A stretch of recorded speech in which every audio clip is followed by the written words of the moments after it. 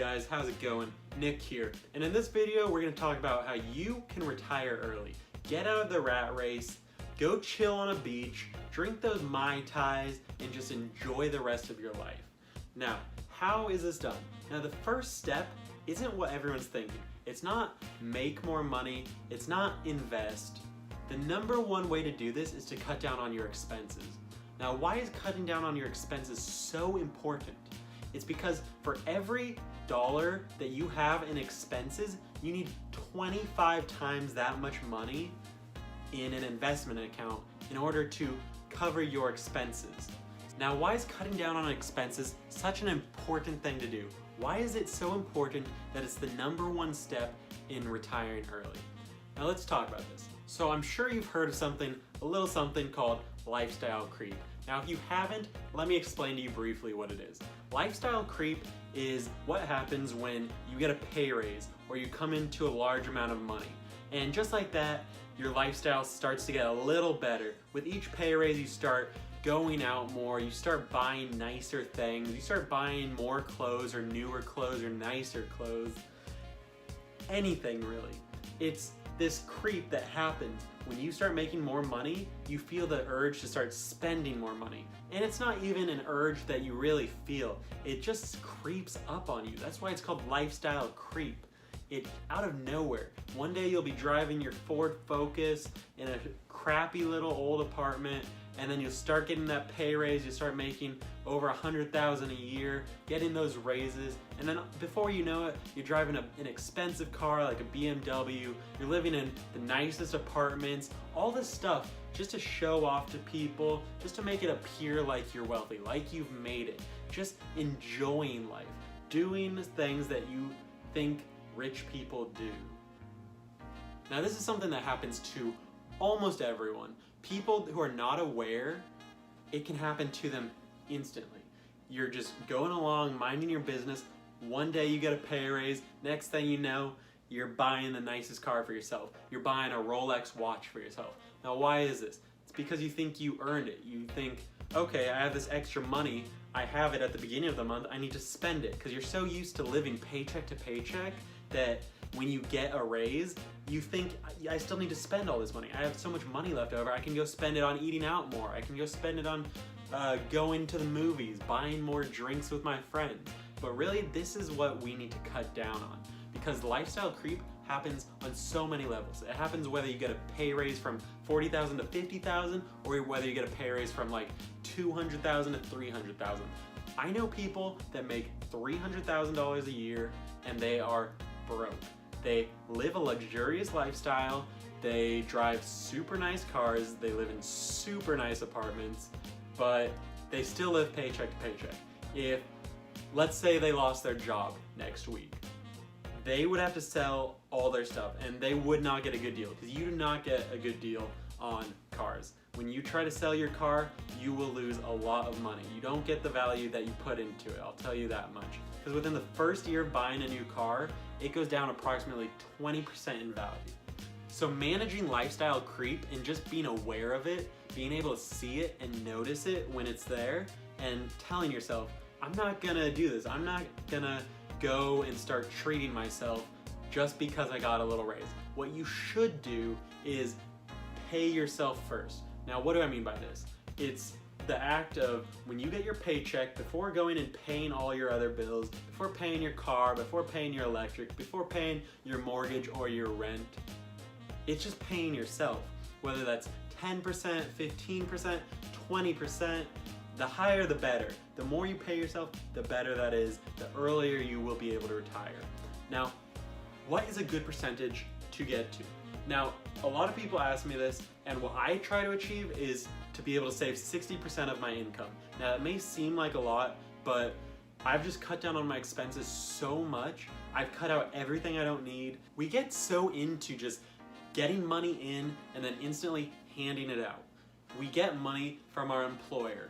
We have it, and the next thing you know, it's gone. We're paying our bills with it. We're paying electricity. We're paying our rent, our mortgage, our car payment. All these things we're paying, but who's the one person we forget to pay? That's ourselves.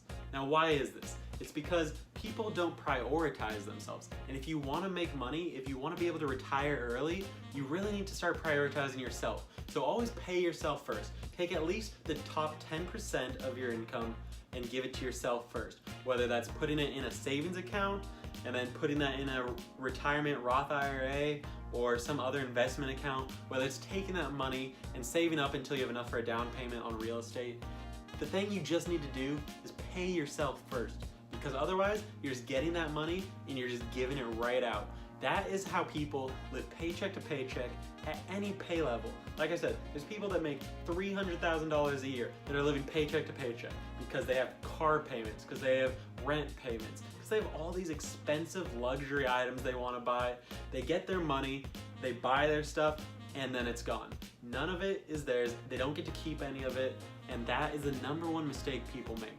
So making sure to avoid lifestyle creep and also paying yourself first, as well as cutting down on your expenses, is the #1 thing you need to do in order to retire early. Now, a great book to read on paying yourself first is called The Richest Man in Babylon. I highly recommend this book. It's one I read over and over. Once I'm finished reading, I instantly pick it back up and start reading it all over again. It's a great book. It has great principles about finances in it, and I definitely recommend that. You should read it. It talks a lot about paying yourself and how that can just help you accumulate wealth over time. It's a very important lesson to learn, and I highly recommend that. Now, what's the second step to retiring early? To being able to just have enough money to go lay on the beach to do whatever you want. What's the second step? The second step is something that I mentioned a little earlier, and it's something that seems super obvious, and it's a lot easier said than done, but it's something that you need to do, and that is make more money. Yes, it seems great. Everyone wants to make more money. Who doesn't want to make more money? You want to make more money. I want to make more money. We all want to make more money, because what can you do with more money? The more money you have, the more freedom you have. But making more money isn't always that easy. I know, I've tried. There's a lot of ways you can make more money and a lot of methods to achieve a higher paycheck, more money coming into you, and more money that you can pay yourself. Now, what's the #1 way to do this? The #1 way to do this that I recommend is by simply getting a raise at your current job or finding a better job in your same industry that you're working in. Some job that will pay you more, that will pay you what you're worth or more, hopefully. Because I mean, that's what we all want, right? Now, a lot of financial people on YouTube will talk about getting a side hustle or multiple streams of income. But what a lot of people don't talk about is that, at least in the early stages, it makes a lot more sense just to focus on your primary source of income. Yes, getting multiple sources of income, whether it's passive income from dividends, real estate, any kind of stuff like that is super important, and we'll get more to that in a later video. But right now, just stick with your one source of income and try maximizing that as much as possible, because it is your primary source of income for a reason. It's your primary source of income because it makes you the most money. And this is why we want to prioritize that and try to get as much money out of that as possible. Say you are a software engineer. You're making money, say $90,000 a year. All right, let's do $100,000, a nice round number. Now, you could work on the side making apps for other people, making software for other people. Maybe that'll make you a few $1,000s extra a month. Or what you can do is go to a different company, and moving companies every couple of years is honestly a good way to go in life, because no matter what industry you're in, everyone does stuff differently, and it's good to learn as much as possible. Learning is one of the main things we're going to be talking about on this channel, how the more skills you have, the better the skill set, the more you know, the more knowledge you have, the more you're worth. That's really the #1 way to grow your net worth, is just learn more and learn more stuff that you can actually utilize. Don't learn this stuff that's like pointless facts. Learn about how you like finances, how to make money, how to invest money, taxes. That's why we're talking about this stuff on this channel, because I want you to be able to make as much money as possible and keep that money, retire early. We can all go have Mai Tais or mojitos on the beach, whatever you want. The point is, you want to retire early. We want to make it so that you have the choice to do whatever you want, and the way to do this, the best way, is to focus on your primary source of income first. other sources of income will branch out from that. But at first, start with your primary source. So increase that as much as possible, whether that's asking for a raise, switching companies, finding a new job, anything like that. You just got to get your primary source of income up. And once you got that up, start working on the secondary sources and the three tertiary sources and the fourtiary sources, quattro something. I don't know. Whatever it is, work on getting those other sources of income, but only after you have your primary source of income as high as possible. Because otherwise, there's just all that money that you have potential, but you're not getting to. So work on your primary source of income, getting that up. Now the third step, and this is a very important step as with the other ones, but it kind of goes in this order, is investing early. And I'm sure if you're watching this video, you have an interest in investing, you already do invest, but this is more for people who don't know about investing or just have a huge savings account or just have a ton of money hidden under their mattress. This is for you. So why do you need to start investing early? Because investing, it really takes two things. What is that? The first one is money. So of course investing takes money. It's pretty obvious, but I just gotta say it. It's money. So what else does investing take? Any guesses? Time. Time is one of the most important things in investing. You take time, you take money, and what is grown from that? Interest, compound interest, money, making money, working for you to make more money, and over, so on and so forth. So how does this work?